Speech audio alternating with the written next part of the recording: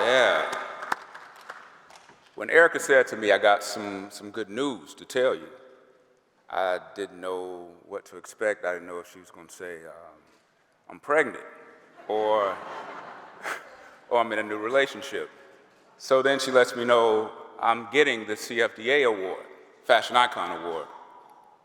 And in our excitement and celebration, we said something to the fact like, woo! They're like, this the one.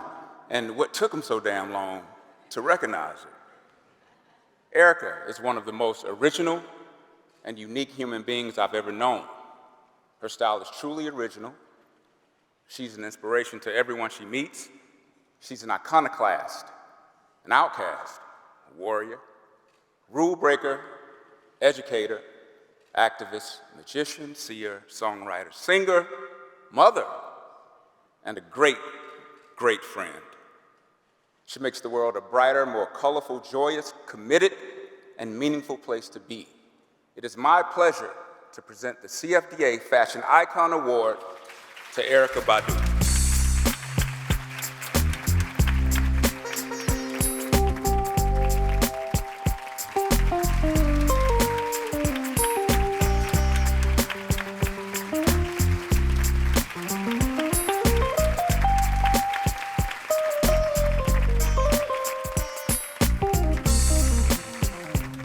Thank you, my best friend.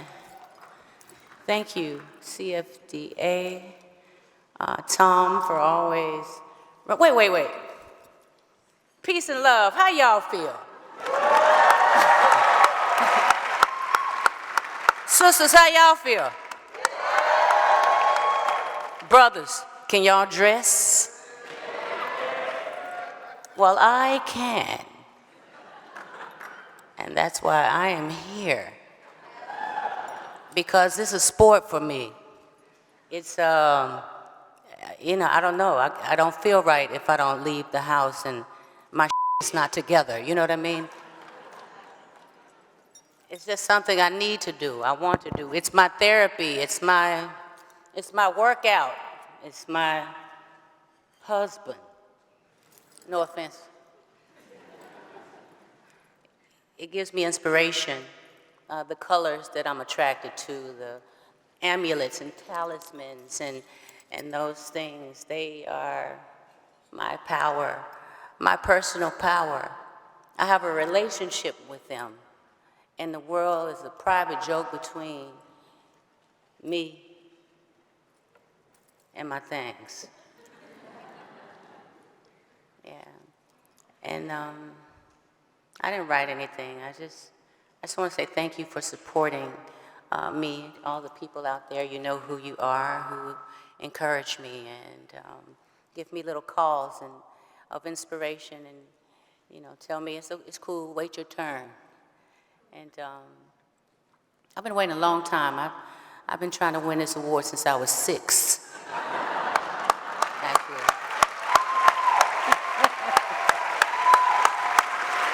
Maybe 7.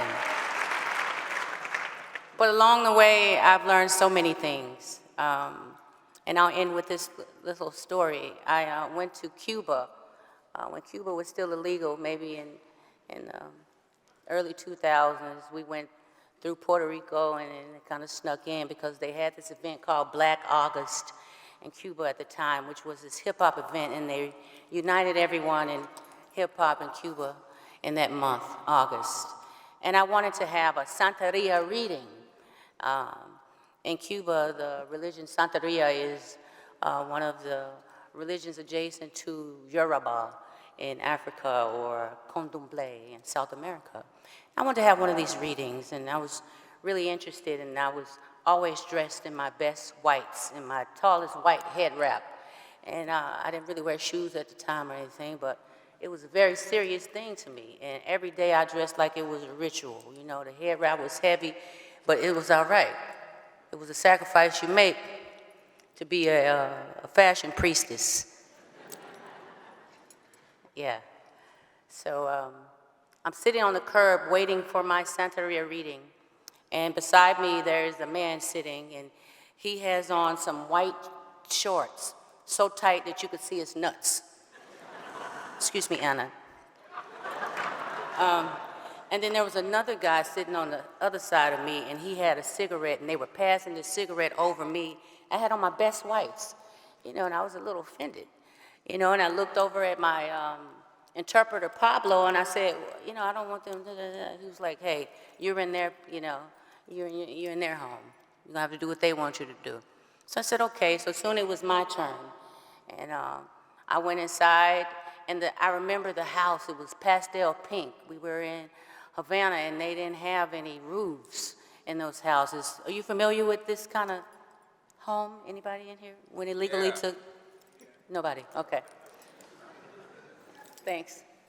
So I'm in this house, and I go in this little back room, and I sit down, and this woman comes out, and she looks beautiful. She has on a yellow lace dress, and she's gonna give me a reading. And she sits me on the floor, and she opens a humidor, what looks to be a cigar box, and she pulls out these shells, and she gets me ready. And at that moment, the door opens, and someone else comes in that has nothing to do with the reading, pulls something off the clothesline, and I look at Pablo again like, say, man, I paid my money. I really want this reading to be special. It means a lot to me because this is a big thing. And he goes, okay, well, I'm sorry, I can't do anything about it. Lady continues doing what she's doing. Long story short, well, it's impossible now, huh? Yeah. Long story long. The door opens again, and I'm sitting on the floor, and it was the guy with the white shorts, because I could see his nuts through it. Shorts. And I look over at Pablo. I'm agitated by now, and I say, Pablo, I'm just ready to go. I don't want to do this. Pablo goes, wait. He's the priest. I exploded into glitter.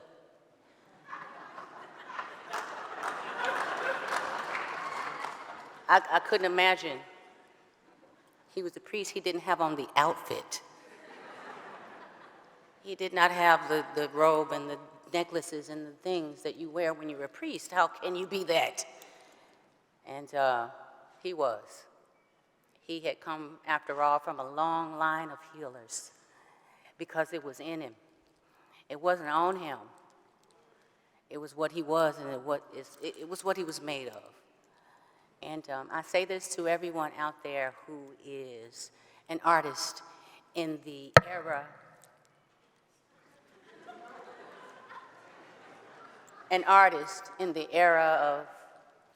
of social media.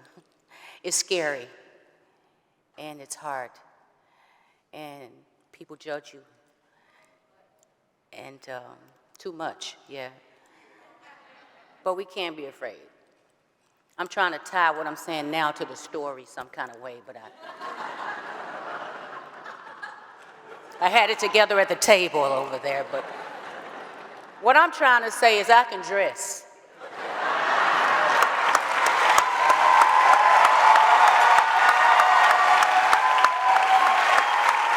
And I'm so happy to be here. Thank you so much, everyone, for coming tonight, and all of the recipients and the winners. And we are all so very drunk, everybody.